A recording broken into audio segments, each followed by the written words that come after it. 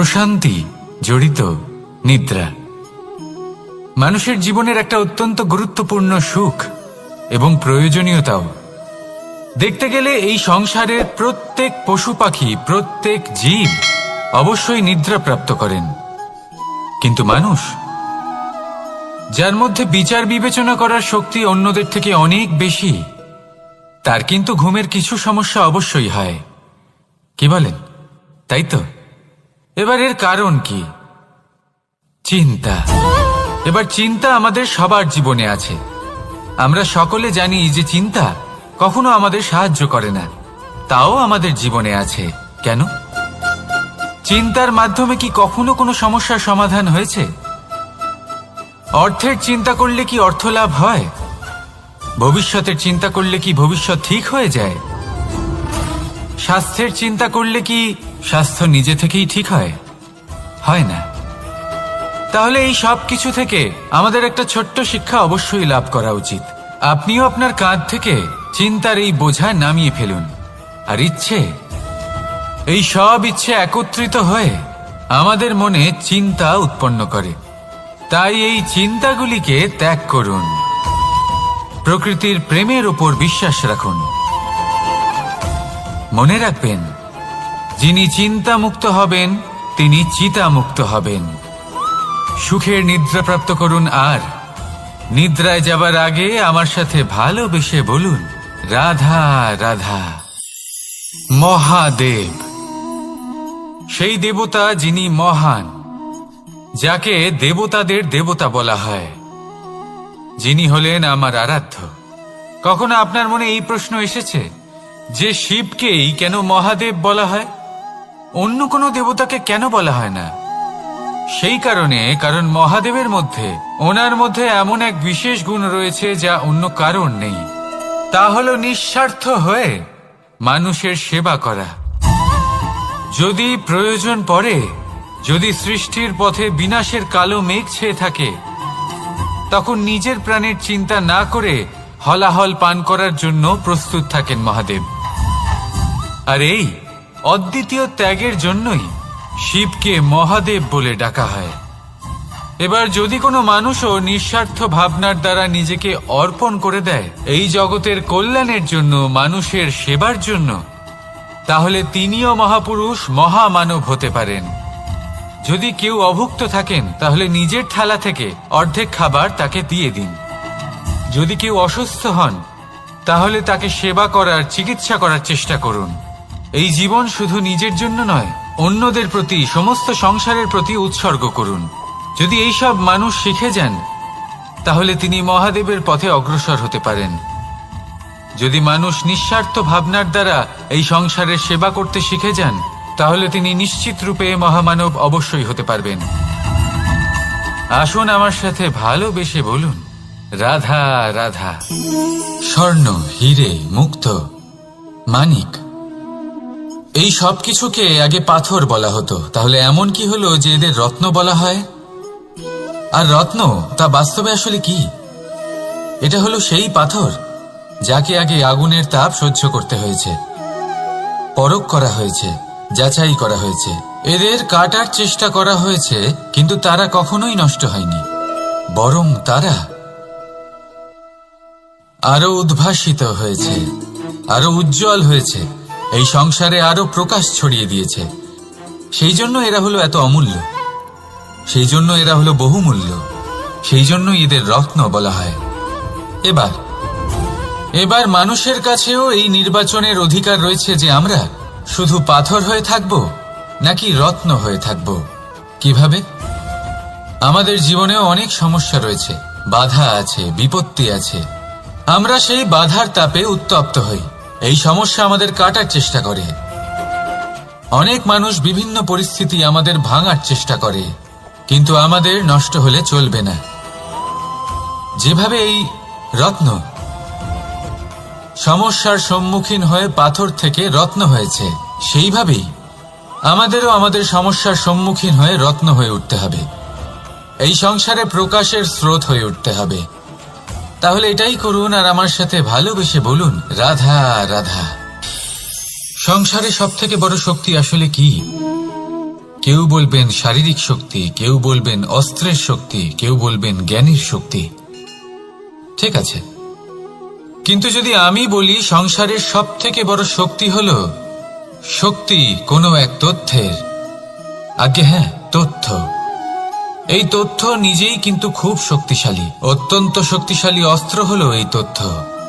আর সত্যি বলতে অনুচিত তথ্যের থেকে অনেক বেশি ঘাতক হলো অসম্পূর্ণ তথ্য।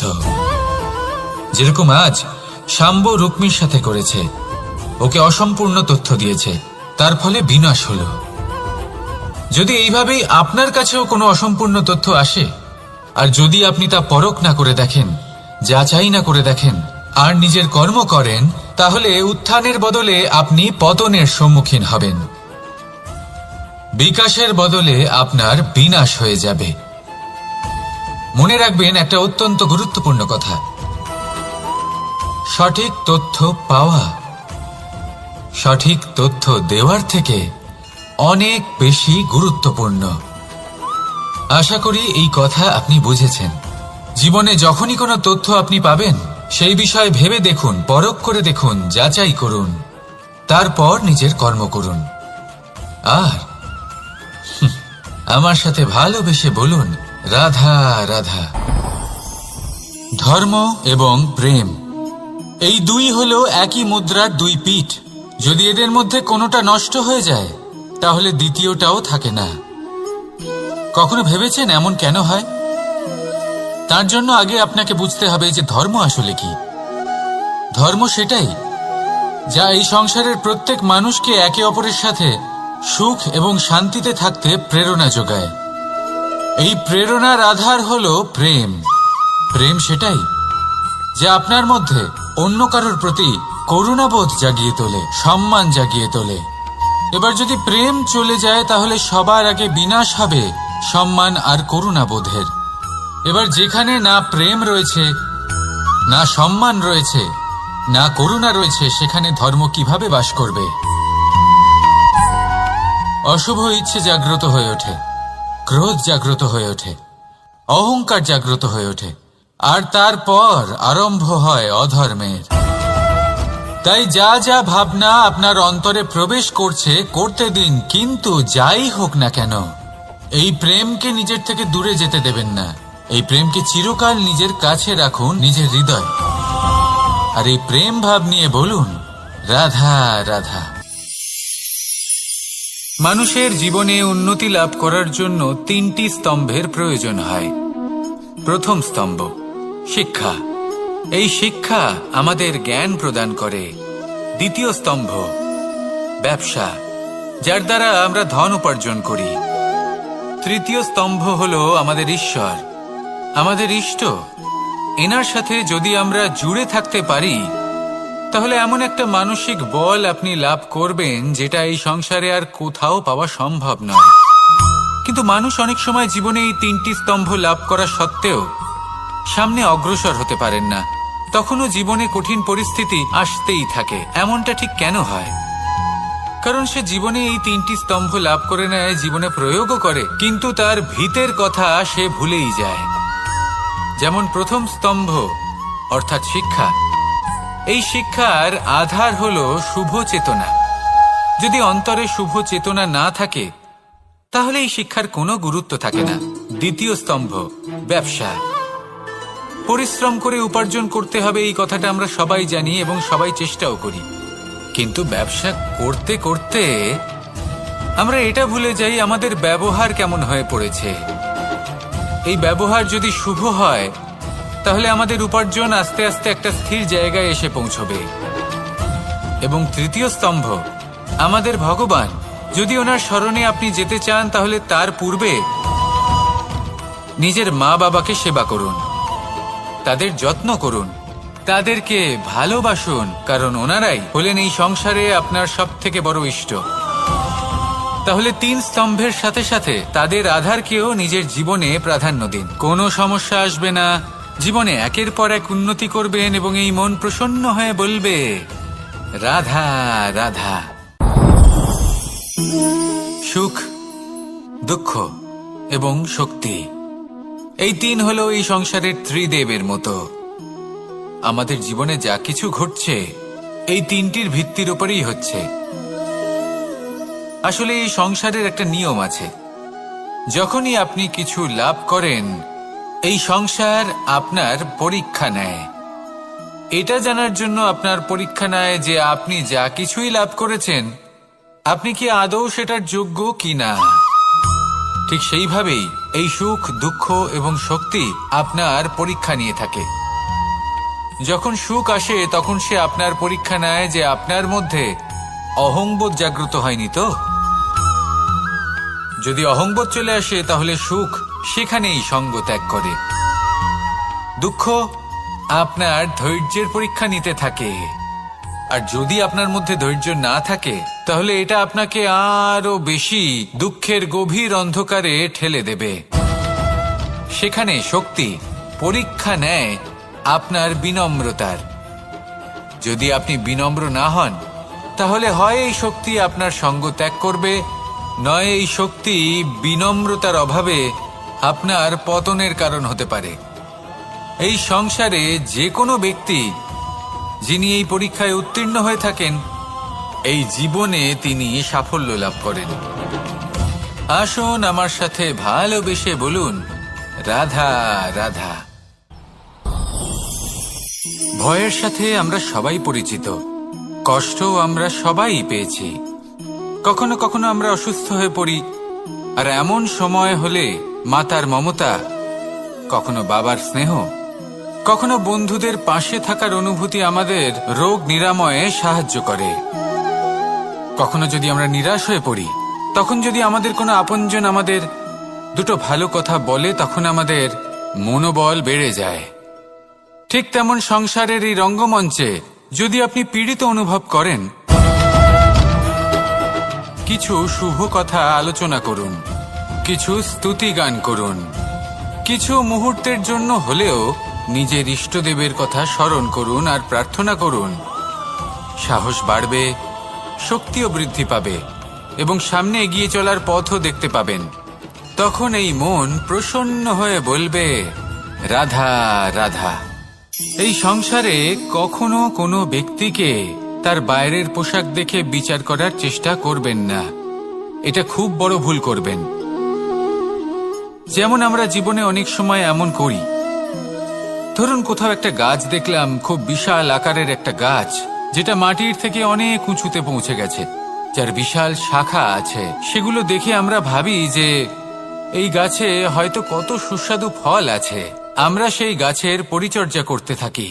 আবার অন্যদিকে হলো একটি তৃণ যেটা মাটি থেকে কিছুটা উঁচুতে পৌঁছেছে, কিন্তু সেই তৃণর নিচে, মাটির নিচে অত্যন্ত সুস্বাদু ফল বা সবজি জন্ম নেয়, যা আমাদের স্বাস্থ্যের পক্ষে অত্যন্ত উপকারী।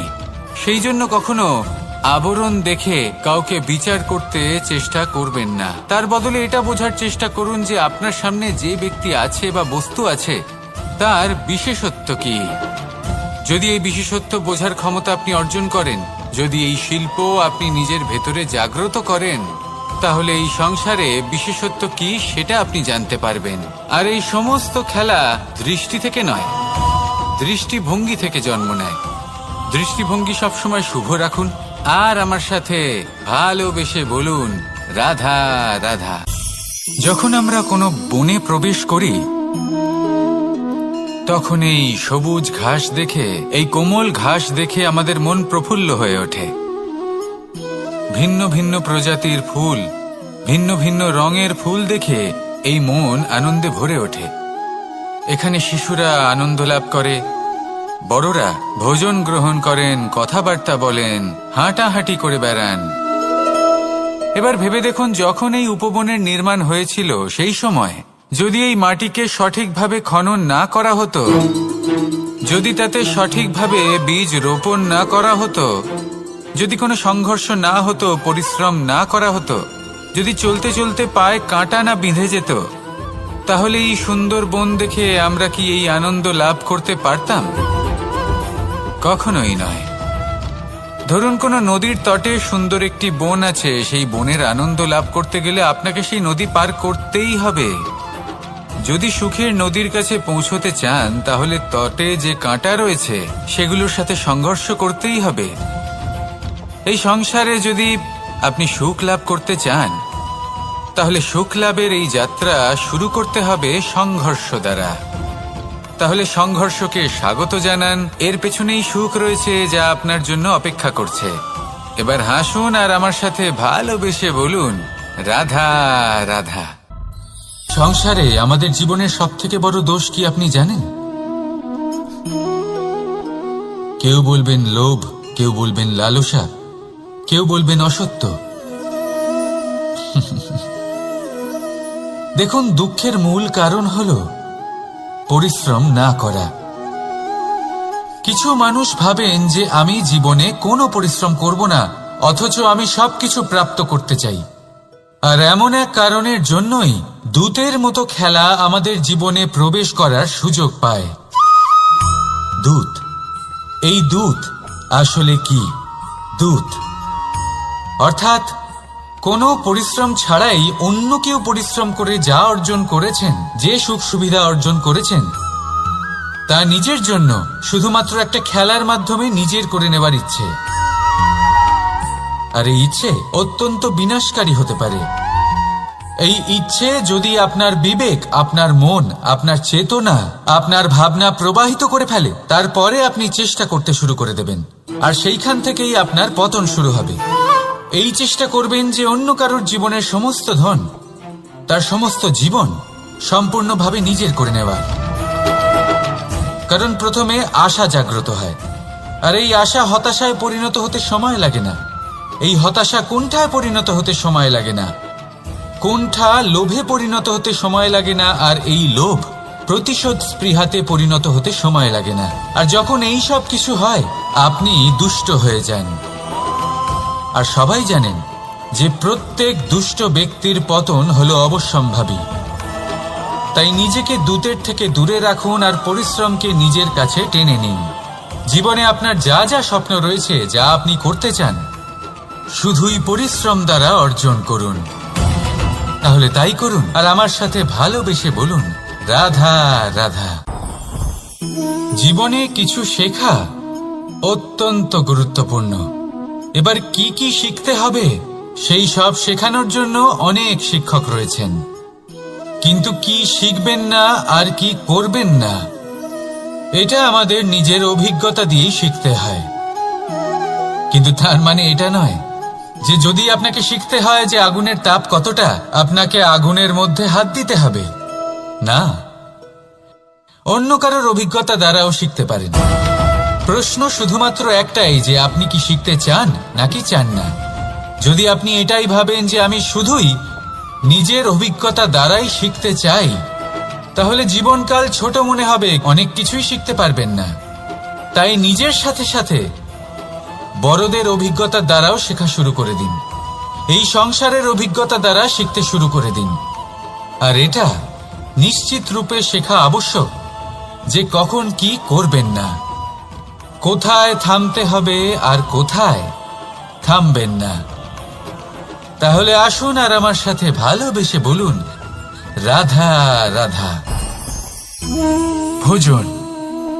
এবার ভোজন সংগ্রহ করার জন্য মানুষ কি না করেন, সবসময় চেষ্টা করতে থাকেন। ফসল উৎপাদনের জন্য অনেক পরিশ্রম করতে থাকেন, কিন্তু অনেক সময় অনেক পরিশ্রম করার পরেও ফসল ভালো উৎপাদন হয় না। এর কারণ কি? কারণ হলো এটাই যে আপনি পরিশ্রম হয়তো অনেক করেছেন, কিন্তু আপনার নজর তো সেই বীজের দিকে ছিলই না যা আপনি রোপণ করেছেন। সেই জন্য সবসময় কোনো বীজ রোপণ করার আগে তাকে পরখ করে দেখুন, তা অত্যন্ত আবশ্যক। আর সেইভাবেই যখনই কোনো কর্মের প্রশ্ন আসে, তাহলে সেখানে শুধুমাত্র পরিশ্রম যথেষ্ট নয়। সেই কাজের প্রতি আপনার কর্তব্য কি, আপনার উদ্দেশ্য কি, সেটা জানা হলো অত্যন্ত গুরুত্বপূর্ণ। তাই কর্ম করুন, কিন্তু সেই কর্মের প্রতি আপনার যা উদ্দেশ্য তার মাহাত্ম্য বুঝতে চেষ্টা করুন। তাহলে আসুন আমার সাথে ভালোবেসে বলুন, রাধা রাধা। প্রশান্তি জড়িত নিদ্রা মানুষের জীবনের একটা অত্যন্ত গুরুত্বপূর্ণ সুখ এবং প্রয়োজনীয়তাও। দেখতে গেলে এই সংসারের প্রত্যেক পশু পাখি, প্রত্যেক জীব অবশ্যই নিদ্রা প্রাপ্ত করেন, কিন্তু মানুষ, যার মধ্যে বিচার বিবেচনা করার শক্তি অন্যদের থেকে অনেক বেশি, তার কিন্তু ঘুমের কিছু সমস্যা অবশ্যই হয়। কি বলেন, তাই তো? এবার এর কারণ কি? চিন্তা। এবার চিন্তা আমাদের সবার জীবনে আছে। আমরা সকলে জানি যে চিন্তা কখনো আমাদের সাহায্য করে না, তাও আমাদের জীবনে আছে। কেন? চিন্তার মাধ্যমে কি কখনো কোনো সমস্যার সমাধান হয়েছে? অর্থের চিন্তা করলে কি অর্থ লাভ হয়? ভবিষ্যতের চিন্তা করলে কি ভবিষ্যৎ ঠিক হয়ে যায়? স্বাস্থ্যের চিন্তা করলে কি স্বাস্থ্য নিজে থেকেই ঠিক হয়? হয় না। তাহলে এই সব কিছু থেকে আমাদের একটা ছোট্ট শিক্ষা অবশ্যই লাভ করা উচিত। আপনিও আপনার কাঁধ থেকে চিন্তার এই বোঝা নামিয়ে ফেলুন। আর ইচ্ছে, এই সব ইচ্ছে একত্রিত হয়ে আমাদের মনে চিন্তা উৎপন্ন করে। তাই এই চিন্তাগুলিকে ত্যাগ করুন। প্রকৃতির প্রেমের উপর বিশ্বাস রাখুন। মনে রাখবেন, যিনি চিন্তামুক্ত হবেন তিনি চিতামুক্ত হবেন। সুখের নিদ্রা প্রাপ্ত করুন, আর নিদ্রায় যাবার আগে আমার সাথে ভালোবেসে বলুন, রাধা রাধা।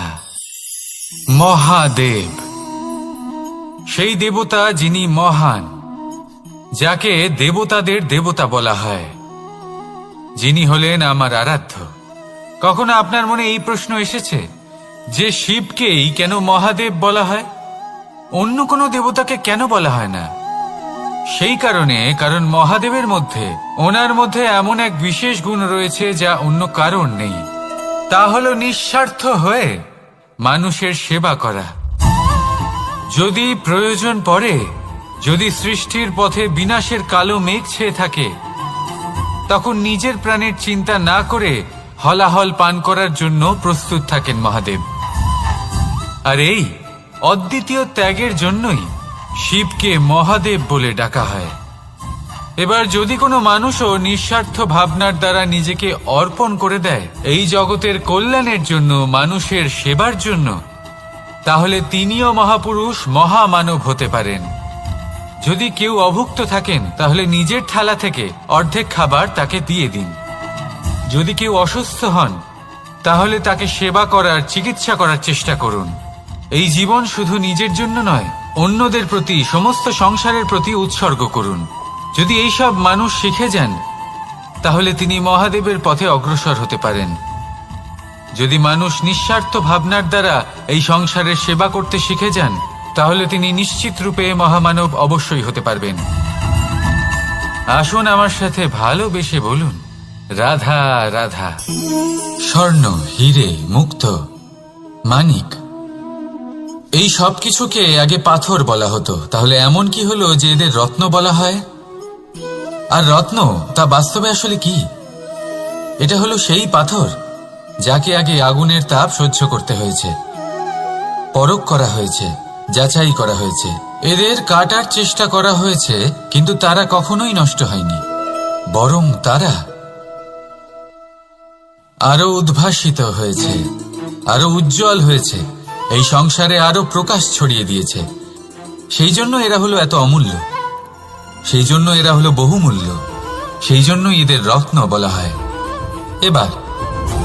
এবার মানুষের কাছেও এই নির্বাচনের অধিকার রয়েছে যে আমরা শুধু পাথর হয়ে থাকব নাকি রত্ন হয়ে থাকব। কিভাবে?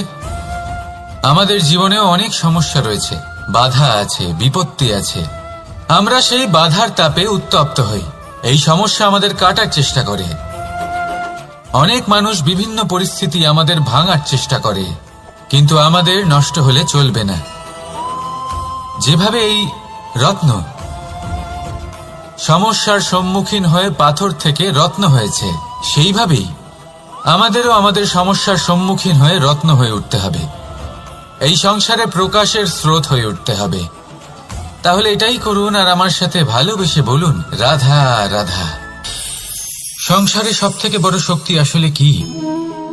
কেউ বলবেন শারীরিক শক্তি, কেউ বলবেন অস্ত্রের শক্তি, কেউ বলবেন জ্ঞানের শক্তি। ঠিক আছে, কিন্তু যদি আমি বলি সংসারের সব থেকে বড় শক্তি হল শক্তি কোনো এক তথ্যের, আজ্ঞে হ্যাঁ, তথ্য।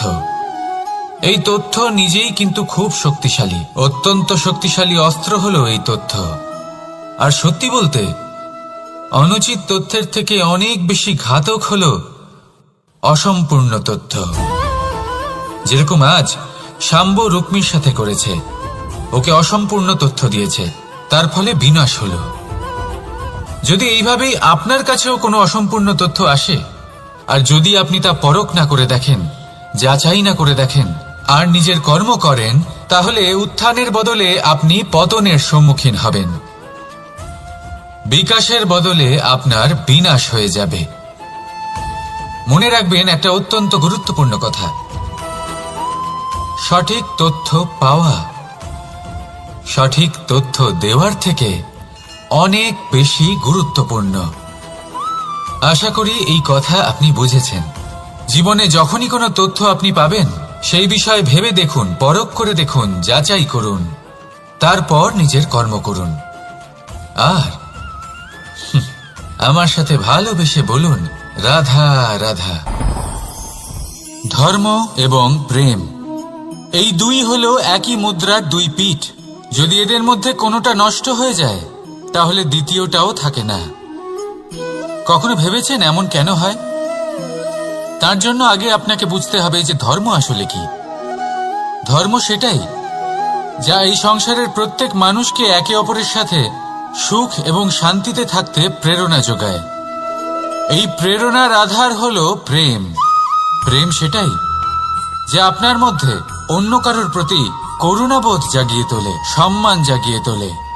এবার যদি প্রেম চলে যায়, তাহলে সবার আগে বিনাশ হবে সম্মান আর করুণাবোধের। এবার যেখানে না প্রেম রয়েছে, না সম্মান রয়েছে, না করুণা রয়েছে, সেখানে ধর্ম কিভাবে বাস করবে? অশুভ ইচ্ছে জাগ্রত হয়ে ওঠে, ক্রোধ জাগ্রত হয়ে ওঠে, অহংকার জাগ্রত হয়ে ওঠে, আর তারপর আরম্ভ হয় অধর্মের। তাই যা যা ভাবনা আপনার অন্তরে প্রবেশ করছে, করতে দিন, কিন্তু যাই হোক না কেন, এই প্রেমকে নিজের থেকে দূরে যেতে দেবেন না। এই প্রেমকে চিরকাল নিজের কাছে রাখুন, নিজের হৃদয়। আর এই প্রেম ভাব নিয়ে বলুন, রাধা রাধা। মানুষের জীবনে উন্নতি লাভ করার জন্য তিনটি স্তম্ভের প্রয়োজন হয়। প্রথম স্তম্ভ শিক্ষা। এই শিক্ষা আমাদের জ্ঞান প্রদান করে। দ্বিতীয় স্তম্ভ ব্যবসা, যার দ্বারা আমরা ধন উপার্জন করি। তৃতীয় স্তম্ভ হলো আমাদের ঈশ্বর, আমাদের ইষ্ট। এনার সাথে যদি আমরা জুড়ে থাকতে পারি, তাহলে এমন একটা মানসিক বল আপনি লাভ করবেন যেটা এই সংসারে আর কোথাও পাওয়া সম্ভব নয়। কিন্তু মানুষ অনেক সময় জীবনে এই তিনটি স্তম্ভ লাভ করা সত্ত্বেও সামনে অগ্রসর হতে পারেন না। তখনও জীবনে কঠিন পরিস্থিতি আসতেই থাকে। এমনটা ঠিক কেন হয়? কারণ সে জীবনে এই তিনটি স্তম্ভ লাভ করে নেয়, জীবনে প্রয়োগও করে, কিন্তু তার ভিতের কথা সে ভুলেই যায়। যেমন প্রথম স্তম্ভ অর্থাৎ শিক্ষা। এই শিক্ষার আধার হলো শুভ চেতনা। যদি অন্তরে শুভ চেতনা না থাকে, তাহলে এই শিক্ষার কোনো গুরুত্ব থাকে না। দ্বিতীয় স্তম্ভ ব্যবসা। পরিশ্রম করে উপার্জন করতে হবে, এই কথাটা আমরা সবাই জানি এবং সবাই চেষ্টাও করি। কিন্তু ব্যবসা করতে করতে আমরা এটা ভুলে যাই আমাদের ব্যবহার কেমন হয়ে পড়েছে। এই ব্যবহার যদি শুভ হয়, তাহলে আমাদের উপার্জন আস্তে আস্তে একটা স্থির জায়গায় এসে পৌঁছবে। এবং তৃতীয় স্তম্ভ আমাদের ভগবান। যদি ওনার স্মরণে আপনি যেতে চান, তাহলে তার পূর্বে নিজের মা বাবাকে সেবা করুন, তাদের যত্ন করুন, তাদেরকে ভালোবাসুন, কারণ ওনারাই হলেন এই সংসারে আপনার সব থেকে বড় ইষ্ট। তাহলে তিন স্তম্ভের সাথে সাথে তাদের আধারকেও নিজের জীবনে প্রাধান্য দিন। কোনো সমস্যা আসবে না, জীবনে একের পর এক উন্নতি করবেন এবং এই মন প্রসন্ন হয়ে বলবে, রাধা রাধা। সুখ, দুঃখ এবং শক্তি, এই তিন হলো এই সংসারের ত্রিদেবের মতো। আমাদের জীবনে যা কিছু ঘটছে এই তিনটির ভিত্তির উপরেই হচ্ছে। আসলে এই সংসারের একটা নিয়ম আছে, যখনই আপনি কিছু লাভ করেন এই সংসার আপনার পরীক্ষা নেয়। এটা জানার জন্য আপনার পরীক্ষা নেয় যে আপনি যা কিছুই লাভ করেছেন আপনি কি আদৌ সেটার যোগ্য কিনা। ঠিক সেইভাবেই এই সুখ, দুঃখ এবং শক্তি আপনার পরীক্ষা নিয়ে থাকে। যখন সুখ আসে তখন সে আপনার পরীক্ষা নেয় যে আপনার মধ্যে অহংবোধ জাগ্রত হয়নি তো। যদি অহংবোধ চলে আসে তাহলে সুখ সেখানেই সঙ্গ ত্যাগ করে। দুঃখ আপনার ধৈর্যের পরীক্ষা নিতে থাকে, আর যদি আপনার মধ্যে ধৈর্য না থাকে তাহলে এটা আপনাকে আরো বেশি দুঃখের গভীর অন্ধকারে ঠেলে দেবে। সেখানে শক্তি পরীক্ষা নেয় আপনার বিনম্রতার। যদি আপনি বিনম্র না হন তাহলে হয় এই শক্তি আপনার সঙ্গ ত্যাগ করবে, নয় এই শক্তি বিনম্রতার অভাবে আপনার পতনের কারণ হতে পারে। এই সংসারে যে কোনো ব্যক্তি যিনি এই পরীক্ষায় উত্তীর্ণ হয়ে থাকেন এই জীবনে তিনি সাফল্য লাভ করেন। আসুন আমার সাথে ভালোবেসে বলুন, রাধা রাধা। ভয়ের সাথে আমরা সবাই পরিচিত, কষ্ট আমরা সবাই পেয়েছি। কখনো কখনো আমরা অসুস্থ হয়ে পড়ি, আর এমন সময় হলে মাতার মমতা, কখনো বাবার স্নেহ, কখনো বন্ধুদের পাশে থাকার অনুভূতি আমাদের রোগ নিরাময়ে সাহায্য করে। কখনো যদি আমরা নিরাশ হয়ে পড়ি, তখন যদি আমাদের কোনো আপনজন আমাদের দুটো ভালো কথা বলে তখন আমাদের মনোবল বেড়ে যায়। ঠিক তেমন সংসারের এই রঙ্গমঞ্চে যদি আপনি পীড়িত অনুভব করেন, কিছু শুভ কথা আলোচনা করুন, কিছু স্তুতি গান করুন, কিছু মুহূর্তের জন্য হলেও নিজের ইষ্টদেবের কথা স্মরণ করুন আর প্রার্থনা করুন। সাহস বাড়বে, শক্তিও বৃদ্ধি পাবে এবং সামনে এগিয়ে চলার পথও দেখতে পাবেন। তখন এই মন প্রসন্ন হয়ে বলবে, রাধা রাধা। এই সংসারে কখনো কোনো ব্যক্তিকে তার বাইরের পোশাক দেখে বিচার করার চেষ্টা করবেন না, এটা খুব বড় ভুল করবেন। যেমন আমরা জীবনে অনেক সময় এমন করি, ধরুন কোথাও একটা গাছ দেখলাম, খুব বিশাল আকারের একটা গাছ, যেটা মাটির থেকে অনেক উঁচুতে পৌঁছে গেছে, যার বিশাল শাখা আছে। সেগুলো দেখে আমরা ভাবি যে এই গাছে হয়তো কত সুস্বাদু ফল আছে, আমরা সেই গাছের পরিচর্যা করতে থাকি। আবার অন্যদিকে হলো একটি তৃণ, যেটা মাটি থেকে কিছুটা উঁচুতে পৌঁছেছে, কিন্তু সেই তৃণর নিচে, মাটির নিচে অত্যন্ত সুস্বাদু ফল বা সবজি জন্ম নেয়, যা আমাদের স্বাস্থ্যের পক্ষে অত্যন্ত উপকারী। সেই জন্য কখনো আবরণ দেখে কাউকে বিচার করতে চেষ্টা করবেন না। তার বদলে এটা বোঝার চেষ্টা করুন যে আপনার সামনে যে ব্যক্তি আছে বা বস্তু আছে তার বিশেষত্ব কি। যদি এই বিশেষত্ব বোঝার ক্ষমতা আপনি অর্জন করেন, যদি এই শিল্প আপনি নিজের ভেতরে জাগ্রত করেন, তাহলে এই সংসারে বিশেষত্ব কি সেটা আপনি জানতে পারবেন। আর এই সমস্ত খেলা দৃষ্টি থেকে নয়, দৃষ্টিভঙ্গি থেকে জন্ম নেয়। দৃষ্টিভঙ্গি সবসময় শুভ রাখুন আর আমার সাথে ভালোবেসে বলুন, রাধা রাধা। যখন আমরা কোনো বনে প্রবেশ করি তখন এই সবুজ ঘাস দেখে, এই কোমল ঘাস দেখে আমাদের মন প্রফুল্ল হয়ে ওঠে। ভিন্ন ভিন্ন প্রজাতির ফুল, ভিন্ন ভিন্ন রঙের ফুল দেখে এই মন আনন্দে ভরে ওঠে। এখানে শিশুরা আনন্দ লাভ করে, বড়রা ভোজন গ্রহণ করেন, কথাবার্তা বলেন, হাঁটাহাঁটি করে বেড়ান।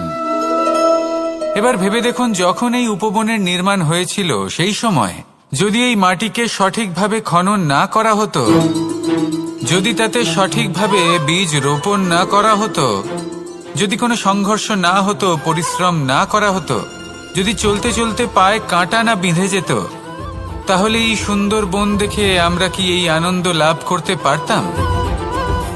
কখনোই নয়। ধরুন কোনো নদীর তটে সুন্দর একটি বন আছে, সেই বনের আনন্দ লাভ করতে গেলে আপনাকে সেই নদী পার করতেই হবে।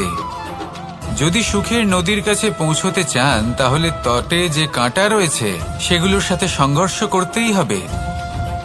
এই সংসারে যদি আপনি সুখ লাভ করতে চান তাহলে সুখ লাভের এই যাত্রা শুরু করতে হবে সংঘর্ষ দ্বারা। তাহলে সংঘর্ষকে স্বাগত জানান, এর পেছনেই সুখ রয়েছে যা আপনার জন্য অপেক্ষা করছে। এবার হাসুন আর আমার সাথে ভালোবেসে বলুন, রাধা রাধা। সংসারে আমাদের জীবনের সবথেকে বড় দোষ কি আপনি জানেন? কেউ বলবেন লোভ, কেউ বলবেন লালসা, কেউ বলবেন অসত্য। দেখুন, দুঃখের মূল কারণ হলো পরিশ্রম না করা। কিছু মানুষ ভাবেন যে আমি জীবনে কোনো পরিশ্রম করব না, অথচ আমি সবকিছু প্রাপ্ত করতে চাই। আর এমন এক কারণের জন্যই দূতের মতো খেলা আমাদের জীবনে প্রবেশ করার সুযোগ পায়। দূত, এই দূত আসলে কি? দূত অর্থাৎ কোনো পরিশ্রম ছাড়াই অন্য কেউ পরিশ্রম করে যা অর্জন করেছেন, যে সুখ সুবিধা অর্জন করেছেন, তা নিজের জন্য শুধুমাত্র একটা খেলার মাধ্যমে নিজের করে নেবার ইচ্ছে। আর এই ইচ্ছে অত্যন্ত বিনাশকারী হতে পারে। এই ইচ্ছে যদি আপনার বিবেক, আপনার মন, আপনার চেতনা, আপনার ভাবনা প্রবাহিত করে ফেলে, তারপরে আপনি চেষ্টা করতে শুরু করে দেবেন, আর সেইখান থেকেই আপনার পতন শুরু হবে। এই চেষ্টা করবেন যে অন্য কারোর জীবনের সমস্ত ধন, তার সমস্ত জীবন সম্পূর্ণভাবে নিজের করে নেওয়ার। কারণ প্রথমে আশা জাগ্রত হয়, আর এই আশা হতাশায় পরিণত হতে সময় লাগে না। এই হতাশা কুণ্ঠায় পরিণত হতে সময় লাগে না, কুণ্ঠা লোভে পরিণত হতে সময় লাগে না, আর এই লোভ প্রতিশোধ স্পৃহাতে পরিণত হতে সময় লাগে না। আর যখন এই সব কিছু হয়, আপনি দুষ্ট হয়ে যান। আর সবাই জানেন যে প্রত্যেক দুষ্ট ব্যক্তির পতন হলো অবশ্যম্ভাবী। তাই নিজেকে দূতের থেকে দূরে রাখুন আর পরিশ্রমকে নিজের কাছে টেনে নিন। জীবনে আপনার যা যা স্বপ্ন রয়েছে, যা আপনি করতে চান, শুধুই পরিশ্রম দ্বারা অর্জন করুন। তাহলে তাই করুন আর আমার সাথে ভালোবেসে বলুন, রাধা রাধা। জীবনে কিছু শেখা অত্যন্ত গুরুত্বপূর্ণ। এবার কি কি শিখতে হবে সেই সব শেখানোর জন্য অনেক শিক্ষক রয়েছেন, কিন্তু কি শিখবেন না আর কি করবেন না, এটা আমাদের নিজের অভিজ্ঞতা দিয়েই শিখতে হয়। কিন্তু তার মানে এটা নয় যে যদি আপনাকে শিখতে হয় যে আগুনের তাপ কতটা, আপনাকে আগুনের মধ্যে হাত দিতে হবে। না, অন্য কারোর অভিজ্ঞতা দ্বারাও শিখতে পারেন। প্রশ্ন শুধুমাত্র একটাই যে আপনি কি শিখতে চান নাকি চান না। যদি আপনি এটাই ভাবেন যে আমি শুধুই নিজের অভিজ্ঞতা দ্বারাই শিখতে চাই, তাহলে জীবনকাল ছোট মনে হবে, অনেক কিছুই শিখতে পারবেন না। তাই নিজের সাথে সাথে বড়দের অভিজ্ঞতা দ্বারাও শেখা শুরু করে দিন। এই সংসারের অভিজ্ঞতা দ্বারা শিখতে শুরু করে দিন। আর এটা নিশ্চিত রূপে শেখা আবশ্যক যে কখন কি করবেন না, কোথায় থামতে হবে আর কোথায় থামবেন না। তাহলে আসুন আর আমার সাথে ভালোবেসে বলুন, রাধা রাধা। ভোজন। এবার ভোজন সংগ্রহ করার জন্য মানুষ কি না করেন, সবসময় চেষ্টা করতে থাকেন। ফসল উৎপাদনের জন্য অনেক পরিশ্রম করতে থাকেন, কিন্তু অনেক সময় অনেক পরিশ্রম করার পরেও ফসল ভালো উৎপাদন হয় না। এর কারণ কি? কারণ হলো এটাই যে আপনি পরিশ্রম হয়তো অনেক করেছেন, কিন্তু আপনার নজর তো সেই বীজের দিকে ছিলই না যা আপনি রোপণ করেছেন। সেই জন্য সবসময় কোনো বীজ রোপণ করার আগে তাকে পরখ করে দেখুন, তা অত্যন্ত আবশ্যক। আর সেইভাবেই যখনই কোনো কর্মের প্রশ্ন আসে, তাহলে সেখানে শুধুমাত্র পরিশ্রম যথেষ্ট নয়। সেই কাজের প্রতি আপনার কর্তব্য কি, আপনার উদ্দেশ্য কি, সেটা জানা হলো অত্যন্ত গুরুত্বপূর্ণ। তাই কর্ম করুন, কিন্তু সেই কর্মের প্রতি আপনার যা উদ্দেশ্য তার মাহাত্ম্য বুঝতে চেষ্টা করুন। তাহলে আসুন আমার সাথে ভালোবেসে বলুন, রাধা।